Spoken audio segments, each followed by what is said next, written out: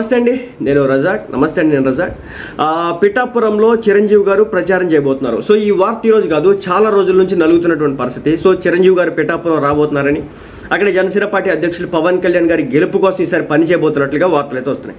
మనందరికీ తెలుసు, ఇప్పటికే మన వరుణ్ తేజ్ వచ్చారు, అదేవిధంగా పంజా వైష్ణవ్ తేజ్ వచ్చారు, ఆ తర్వాత మన సాయి ధరమ్ తేజ్ కూడా వచ్చి ప్రచారం చేయబోతున్నాడు. అదేవిధంగా జబర్దస్త్ టీమ్స్ అన్నీ కూడా వచ్చి ప్రచారం చేస్తున్నాయి. హైపరాది ప్రచారం చేశాడు, సుడిగాల్ సుధీర్ ప్రచారం చేశాడు, అదేవిధంగా సీరియల్ యాక్టర్స్ అంతా కూడా ప్రచారం చేశారు. అదేవిధంగా నాగబాబు గారు ఆయన వైఫ్ కూడా ప్రచారం చేస్తారు. సో ఇంతమంది ప్రచారం చేస్తారు కదా, మరి మెగాస్టార్ చిరంజీవి గారు కూడా రాబోతున్నారు, 5వ తారీఖు నుంచి ఆయన కూడా ప్రచారం చేయబోతున్నారు అని చెప్పేసి ఒక వార్త అయితే గత కొన్ని రోజుల క్రితం నుంచి సర్క్యులేట్ అవుతుంది.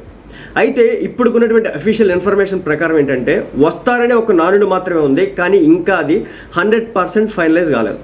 సో మరి వస్తారా రాదనేది మరికొన్ని రోజుల్లో, ఇంకా ఎలక్షన్స్కి ఎగ్జాక్ట్గా 10 రోజులే ఉంది కాబట్టి, 10 రోజులు అంటే దాదాపు 12వ రోజుతో 13వ తారీఖు ఎలక్షన్ కాబట్టి 12వ తారీఖు క్యాంపెయిన్ ఆపేయాలి. అంటే 11వ తారీఖు లోపే మనం క్యాంపెయిన్ చేసుకోవాలి. దాదాపు అంటే దీన్ని బట్టి చూసుకుంటే 8 రోజులు మాత్రమే మన క్యాంపెయిన్స్ ఉంది. మరి వస్తారా చిరంజీవి గారు అనే దానిపై ఇప్పుడు ఒక ఉత్కంఠ నెలకొని ఉంది. వస్తే బాగుండు, వస్తే మంచిగా ఉంటుంది, బాగుంటుంది, ఇంకా ప్రజల్లోకి ఇంకో మంచి వేవ్ వెళ్తుంది. సో ఒకవేళ రాని పక్షంలో ఆయనకి ఏదైనా స్కెడ్యూల్స్ ఏమైనా ఉండి రాలేకపోయినప్పటికీ కూడా పెద్ద దీనిపై చింతించాల్సిన అవసరం అయితే లేదు. సో ముందుగా ఇది జనసేన పార్టీ కార్యకర్తల్ని ఒక గైడ్ చేసేటటువంటి విధానమే తప్ప అందులో ఏం లేదు. చిరంజీవి గారు వస్తే ఓకే, ఎందుకంటే ఇప్పటివరకు 100% షూర్ షాట్ ఇది అవుతుంది అనేది అనడానికి ఎక్కడ కూడా కనిపించట్లేదు.